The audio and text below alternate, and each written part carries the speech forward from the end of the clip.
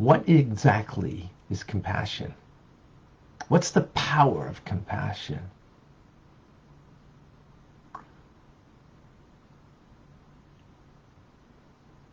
There's an amazing story in the Torah, in the book of Bereshis, in the book of Genesis.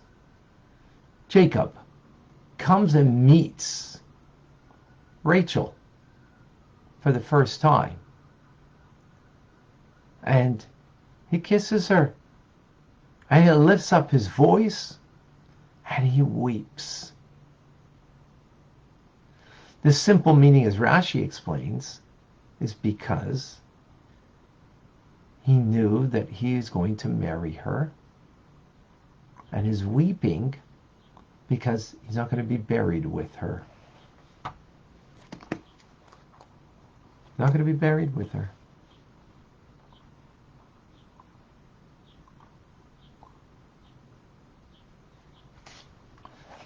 The mystical meaning of this is that Rachel, she is the embodiment of Knesset Yisrael, the community of the Jewish people of Israel. The font of all the souls. That's what she represents. She is the ultimate mother.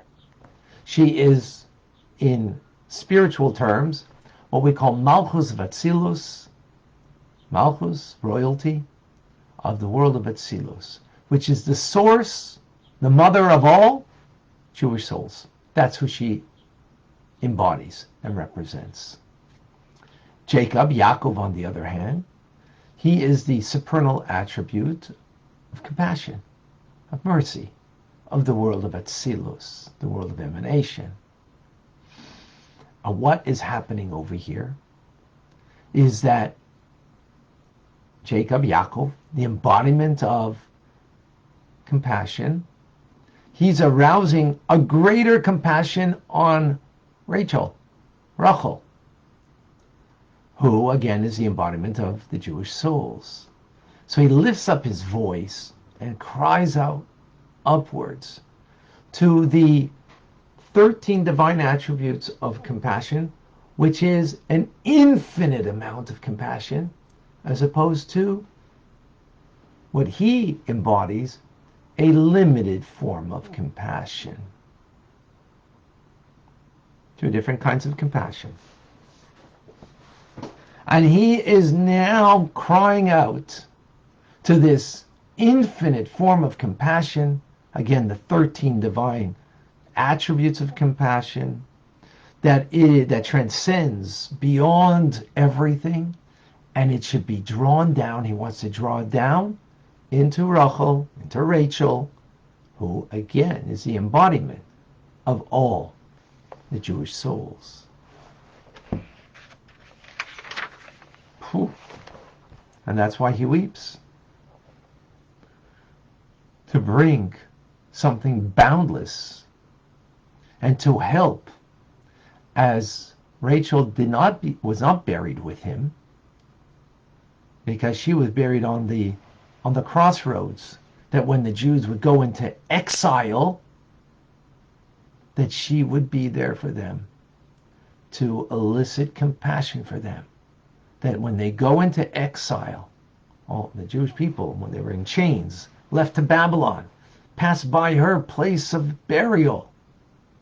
Hence, she was not buried with Jacob, right, in Hebron. And to empower the Jews that when they would be in exile, that they would be able to unite with a higher unity with the divine, with God, on a level of kisses. And hence he kisses her. What is a kiss? Is an attachment. In a kiss, there's the two lips that come together, and then there's the breath, sort of, that come together. They exchange their breath. So the kiss is therefore a metaphor for a union, a oneness, that the souls of the Jewish people will have in exile with God. That kiss means that we will express it through the words of Torah, God's words we will have with us in exile. We will say his words, and not only say his words, but we will have his divine wisdom and will, the breath of God, that will be breathed into our spirit, into our being, to have that, and through that have literally a oneness with God. Again, resembling the kiss of the mouth. That we will be able to speak, think the words of Torah, and through that be united with God. And furthermore, that our actions should be divine actions. In particular, the practice of being charitable, tzedakah, and acts of loving kindness. The loving kindness is an expression of the divine right arm. And that with our extending ourselves by giving, we then bring upon us the divine right arm from above that we get embraced by God through the act of the mitzvah. Charity and loving kindness. An actual embrace. That God embraces us when we do charity and the acts of loving kindness.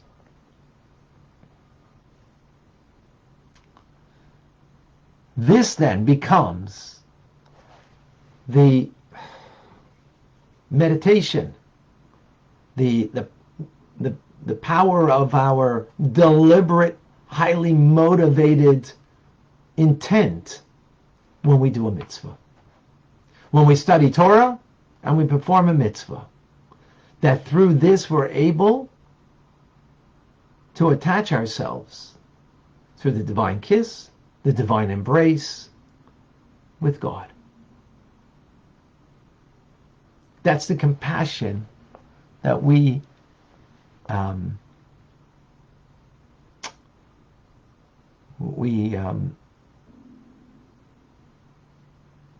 bring upon ourselves, meditate upon before we do a mitzvah or study Torah like we're doing now. And with this then, we can bring, as the verse says, that Yaakov redeemed Abraham, Avraham. Yaakov, again, is the embodiment, the personification of compassion. Abraham, Avraham, is the personification, the embodiment of loving kindness. You not necessarily can always feel a love for God. But if you have a compassion for that piece of God in you,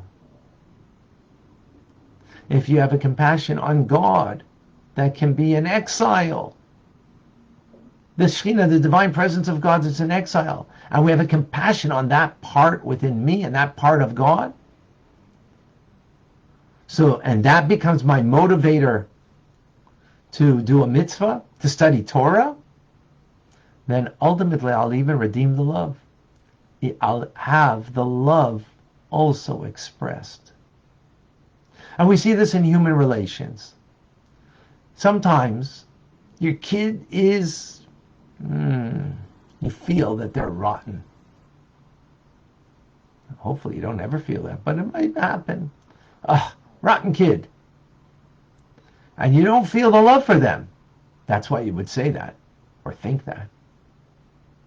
Hopefully you don't say it to the kid. Hopefully you don't even think it for yourself, but it might be. So how do you get out of that? Sometimes you just don't feel the love. If you think about that child and have compassion upon them, that will redeem the love.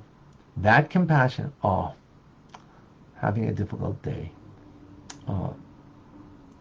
Child doesn't have the capacity to appreciate and to understand this that I'm trying to help them with. So you have compassion rather than frustration. From that compassion, it will redeem, it will reveal the love. Try it, folks. Try Try to have compassion on somebody that you're supposed to love, but you're having trouble loving them. If we do that, I promise you, you'll even feel love thereafter. Powerful, beautiful idea.